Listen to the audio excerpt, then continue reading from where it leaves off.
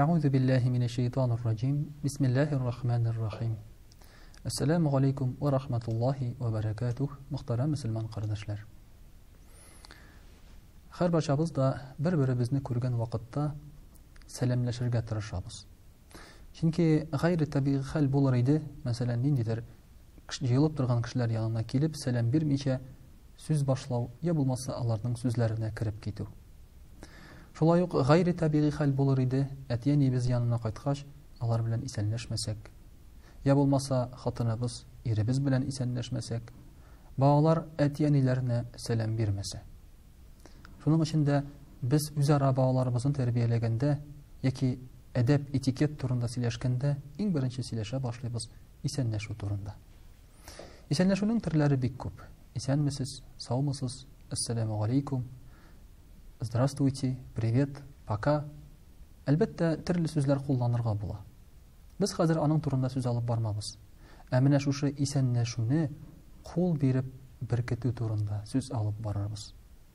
Chunki agarda biz masalan tanish bo'lmagan kishilar bilan isanmisiz deb gina isanlashib ketsak, tanishlarimizga, yaqinlarimizga biz qo'l berishga tirishamiz. Ham shu qo'l beru, isanlashu, o'zingning isanlashgan kishining qo'lini qisu, ul bizni orani yaqinaytib jibaradi. Qo'l beru qayan kelib chiqqansan degan vaqtda dinning javobi bir.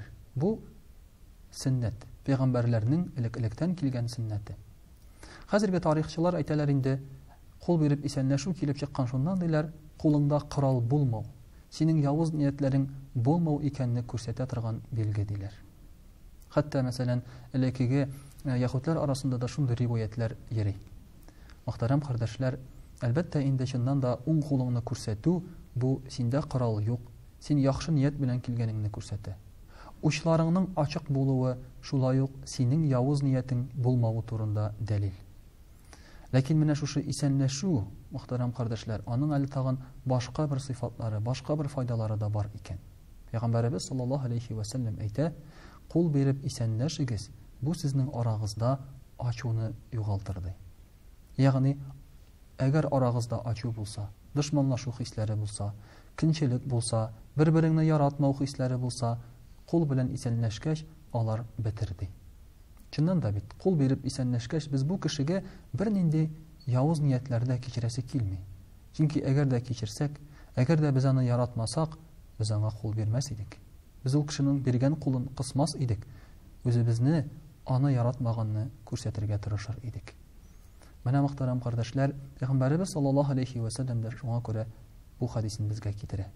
U g'ana tugul ularga ayta, qo'l berib isanlashingiz bu sizning orangizda bo'lgan gunohlarni da bitirdi. Isanlashgan vaqtda shu qo'llaringizdan sizning gunohlaringiz qo'yilirdi. Mana biz namozdan so'ng isanlashuv odati bor. Garchi bu endi shariatda bo'lmasa-da, lekin uning shariatga qarshi keladigan yerida yo'q. Majbur etmasak kishini namozdan so'ng isanlashib, gunohlarimiz bituga, do'stlashuvga bir sabab bo'lsa, u buning nima nacharligi bo'lirga mumkin. Ulg'ana tugul muhtaram qardoshlar, qay bir kishilar masalan isanlashuvdan qo'rqanlar, qo'llarin bo'yaltam deb, mikroblar yeradi. Hozirgi vaqtda shunday bir ochishlar yasalgan, odam balasi mikroblardan tugul, mikroblarning yo'qligidan ziyon ko'rar ekan. Masalan, hozirgi vaqtda chet ellarda bolalarga maxsus ravishda belgili bir tega aytik sadaflar, tabletkalarda mikroblar bera boshlaganlar. Chunki bola shu darajada steril, ul kichkinagina bir mikrobga da qarshi turu salatini yo'g'alta. Yerga yig'ilsa da qo'lin spirt bilan yuvalar, isanlashsalar da tezroq sabun bilan yuvalar. Kishining adam bolasining hozir endi mikroblarga qarshi turu salati yo'g'aldi, chunki uning tanina mikroblar kirmaydi.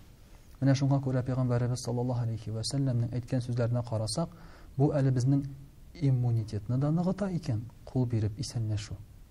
Hikmat bunda bek zo'r. Biz uni teranroq izlansak, allan endi foydalarini topirga mumkin biz. Lekin shunisi haq. Bir-birimiz bilan isanlashu, qo'l beru, qo'l qisu, ul bek ko'rkam, yaxshi sifat bo'lib qola, ham qola beracak kelajakda. Bundan bosh tortirga yaramay, ham bu motor sifatni yo'g'altirga yaramay. Assalomu alaykum va rahmatullohi va barakatuh.